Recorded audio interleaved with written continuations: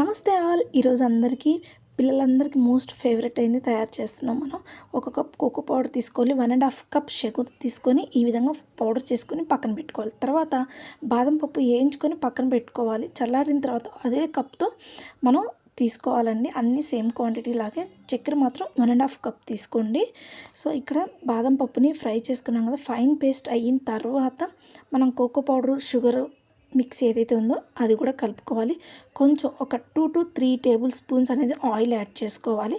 So చూస్తున్నారు కదా, మనం ఒకసారి ఆఫ్ చేస్తూ తీసి ఇలా గ్రైండ్ చేసుకోవాలి. ఎక్కువసేపు ఒకేసారి ఉంచకూడదు, మిక్సీ జార్ అనేది హీట్ అవుతుంది. అందుకోసం అనేసి ఆన్ చేస్తూ ఆఫ్ చేస్తూ మొత్తం ఓవరాల్గా ఒక 5-6 టైమ్స్ ఇలా అయితే మనం గ్రైండ్ చేసుకోవాలి. ఫైనల్గా ఇలా అయితే న్యూటెల్లా రెడీ అయిపోయింది. మా చిన్నోడికైతే చాలా బాగా నచ్చిందండి.